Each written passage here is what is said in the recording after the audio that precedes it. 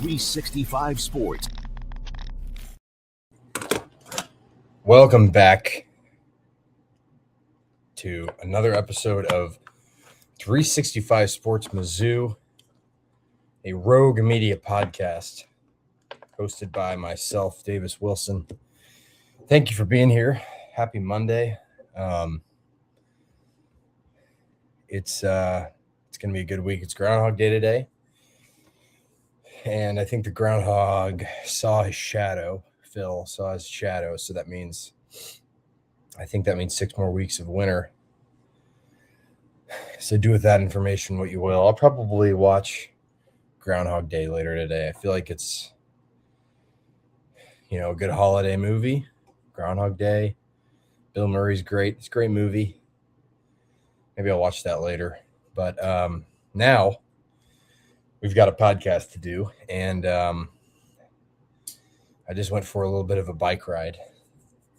So my breath is I'm out of breath. So if I'm panting a little bit, pay no mind. We are going to talk Missouri sports today. We're going to stick with basketball, though, because not a ton of developments in football. None that I can really think of other than Zion Young won the MVP for the American team at the Senior Bowl. I think that's great. I think his stock's going to rise, not necessarily because he won MVP, but because he's a good player. And, he's kind of, I feel like there was some first round buzz for him throughout the season, especially late in the year. I think it'd be really awesome if he went in the first, but more likely probably a day 2 pick. But good for Zion Young, man. That's awesome. I think Kevin Coleman Jr. also had a really nice Senior Bowl week.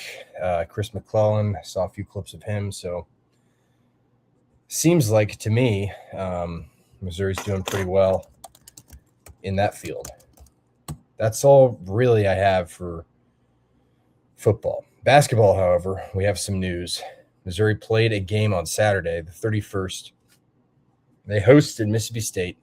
This is after a blowout loss to Alabama, in which they dropped to 14-7.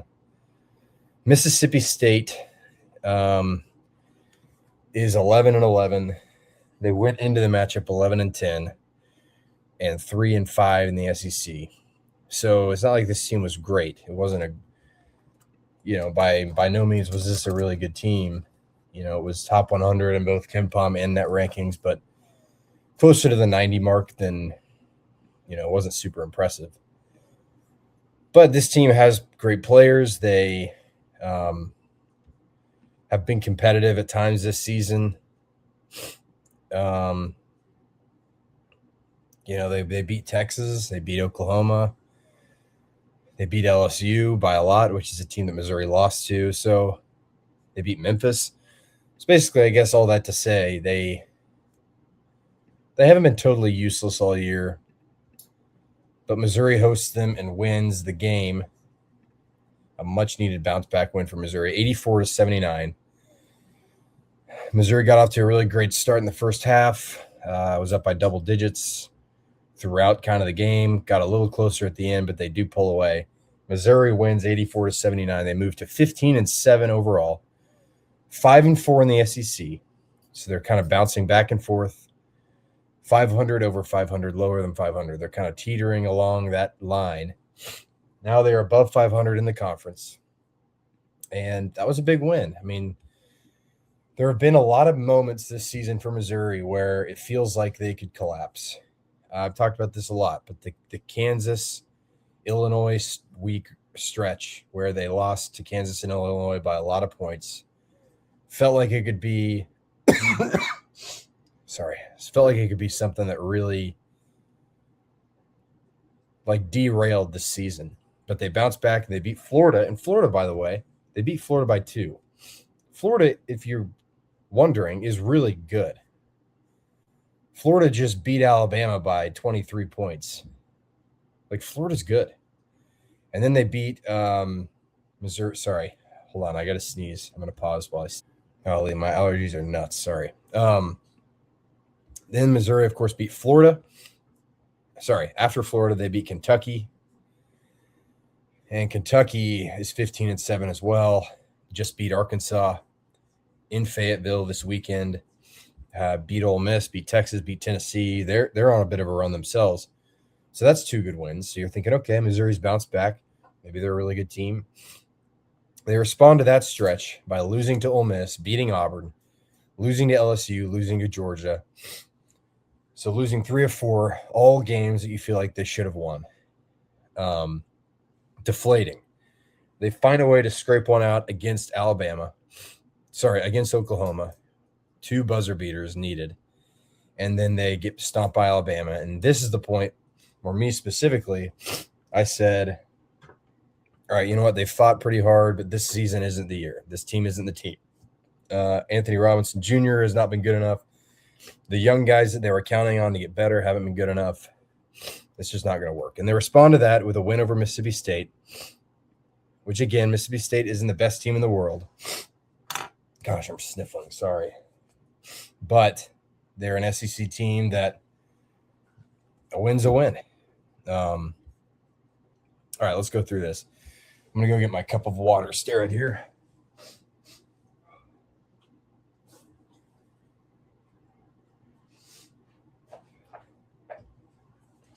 My cup. Shakespeare's. I miss it. Okay.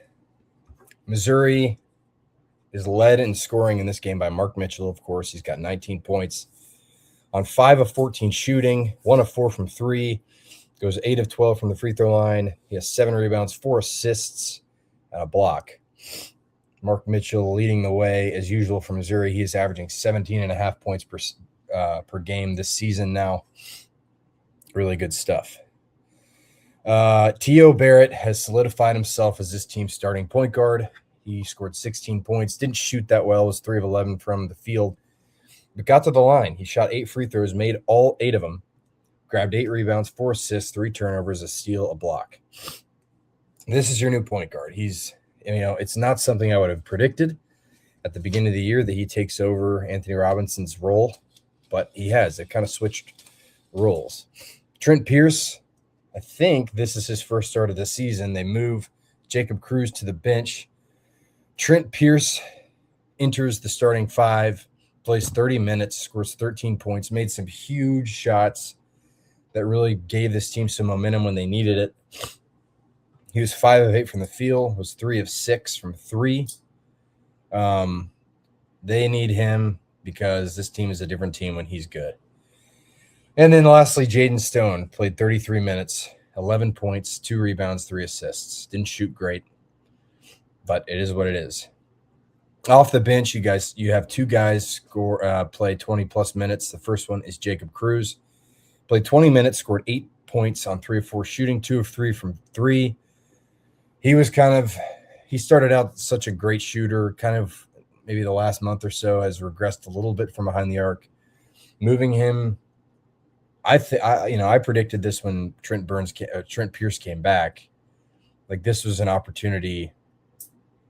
It felt right that Cruz would come off the bench rather than Trent Pierce, because I feel like Cruz can score more in bunches than Pierce can, and he's almost like Cruz feels more like a Caleb Grill character, where he can just come in and fire off a couple threes and change the game. Coming off the bench, and I'm not comparing him to Caleb Grill, but it's a similar role, at least similar feel. And then you have Anthony Robinson Jr. playing 23 minutes, scored 9 points on 2 of 7 shooting, 2 rebounds, 2 assists, made a couple nice plays. You really hope that he can find some consistent form again, because he's been struggling this season, and it was good to see him at least contribute. 9 points in 23 minutes is pretty good, better than what we've seen from him. He's a guy that, he's so important to what this team is going to be able to do. So obviously hopeful that he can turn that around. So there you go. On the Mississippi State side of things, they have a junior guard from Madison, Mississippi named Josh Hubbard. And this guy is one of the best scorers in the country. He averages 20.8 points per game. entering this game, he'd been on a hot streak. He scored 38 points against Texas back in the beginning of January, 30 against Oklahoma, 20 against Kentucky, 23 against Alabama. Scores 22 against Missouri, but shot kind of mediocre. I thought Missouri did a pretty good job kind of dealing with him. This guy, his first year at Mississippi State scored 17 a game. His second year, he scored 19 a game. This year, he's scoring almost 21 a game. Continues to improve and get better each season. He's such a good player. Missouri did a pretty good job with him. Sean Phillips, the one guy I didn't mention, played 16 minutes, scored 6 points, grabbed 6 rebounds, had a block. Missouri had 7 blocks in this game, so pretty good. But Sean Phillips is an important player. He's not super consistent. He's not really much of a threat on offense, but they need him because he's the biggest guy this team has, and outside of Trent Burns, who played 4 minutes and didn't do anything except grab 1 rebound. Anar Boateng had an absolutely incredible highlight dunk, put-back dunk, tomahawk. It was the first kind of juice we'd seen from him this season, really showed off his athleticism. And then the next time down, tried to dunk again, comes down awkwardly, hurts his knee, is taken out on a stretcher. Scary fall, scary moment.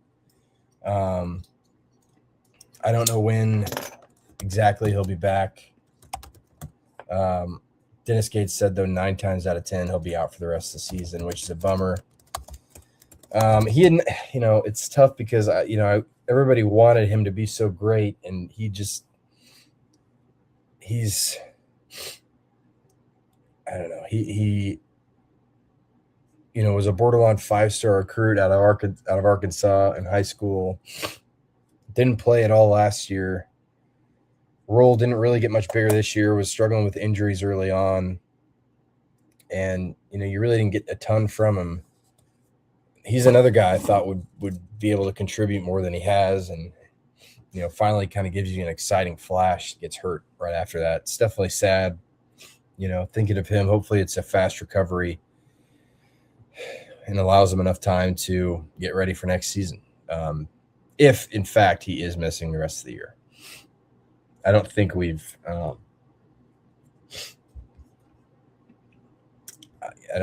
heard officially on that, but I would assume the Gates wouldn't throw around that 9 out of 10 thing if he wasn't pretty sure it wasn't going to be the case. Okay, Missouri. So, get well soon, Boateng. All right, last little bit. Missouri went up pretty big to start. It feels like, the momentum, they really grabbed it right off the bat. Mississippi State did a good job of not going away, though, and took a couple big shots. Missouri did hold on, and I think the moral of the story is they won the game, and you remain in position to strike. If you win a couple of these games, I think they have 9 games left. If you win most of the remaining games, I think they have a chance to make the tournament. All right, Missouri shot 43% from the field, 39% from the 3-point line, 76% from the free throw line. Not bad, much a better improvement. Out-rebounded 38-36, 15 assists, 7 blocks. Turned the ball over 10 times. Scored 21 points off of Mississippi State's 14 turnovers. Were actually outscored in the paint. Actually, no, it was 26-26 in the paint. Sorry, never mind. Their biggest lead was 16 points, and they led for 93% of the game. It's a nice win for Missouri. Where does this leave them now in terms of KenPom and net ranking and everything? It's a good question. Let's see. They're 60th in KenPom, 15-7. They're just ahead of Ole Miss in the SEC, other SEC team in this picture. Oklahoma, they're just ahead of Oklahoma. The next SEC team in front of them is LSU at 47. So there you go. On net ranking, they're 70th in the country. Still not great, but it's not like those are the end all be all of, will you make the tournament or anything. It certainly goes into the decision making, but it's not everything. And on Bart Torvik ranking, they're 63rd in the country. So there you have it. There was on CBS Sports, they updated their bracketology this morning at 8:26 a.m. and Missouri still in the field. They are included in the last 4 teams in, along with USC, St. Mary's, and New Mexico. And in this bracket, they would play one of the first 4 games against USC. So they're still right on the bubble. You really don't have a ton of room for error. You got to win. You got to do your best to. I mean, obviously you're not going to win out, but that you should be. I mean, it sounds stupid to say, but like these games are winnable. You should be involved in every one of these games. All right, they have a little bit of time off. They don't play again until the 7th, February 7th, which is on Saturday. They go to South Carolina to play the Gamecocks. South Carolina is 87th in KenPom. They are 105th in net.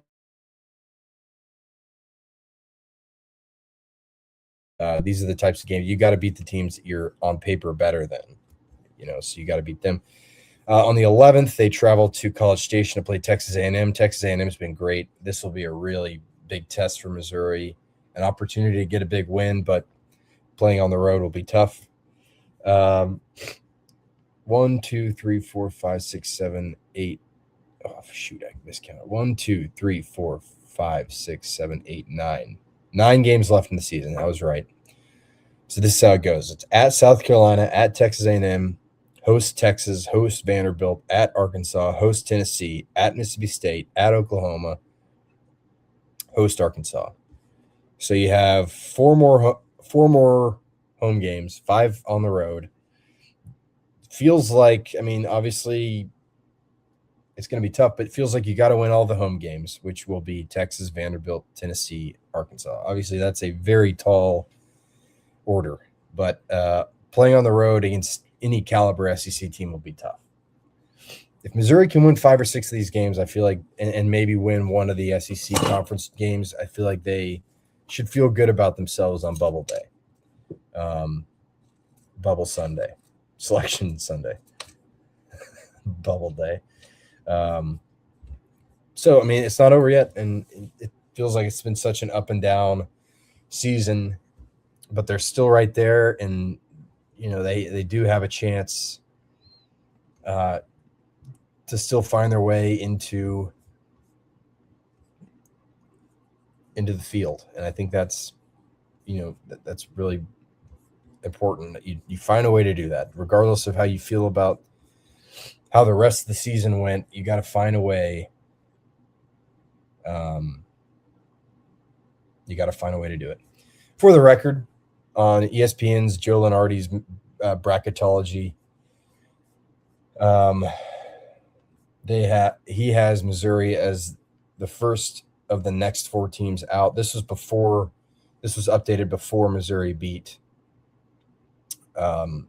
Mississippi State, so maybe that changes a little bit, but it goes to show you that they're not a lock. I mean, they gotta take care of a lot of business in order to get into the field. So there you go. That's all I have for today. Missouri wins. They don't play again until Saturday. I'm not sure what I'm going to talk about this week, but we'll figure it out as we go. I appreciate you guys for joining me today. Happy Monday. Have a great week. And 365 Sports. NFL playoffs. Let's go! All right. DraftKings Sportsbook, an official sports betting partner of the NFL, makes every moment feel bigger. In the postseason, the game shifts fast, and with DraftKings live betting options, you can stay right in the moment. Make every moment matter this NFL postseason with DraftKings. I am really looking forward to the third time's the charm matchup with the Bills and the Patriots. Plus, DraftKings has your back with early exit protection.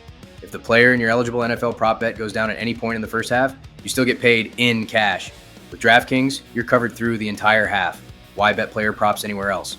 New customers, here's your shot. Bet just $5, and if that bet wins, you get 300 in bonus bets instantly. Download the DraftKings Sportsbook app now and use code ALLMIZZOU. That's code ALLMIZZOU to turn $5 into 300 in bonus bets if your bet wins. In partnership with DraftKings, the crown is yours. Gambling problem? Call 1-800-GAMBLER, 21 plus. Physically present in Missouri.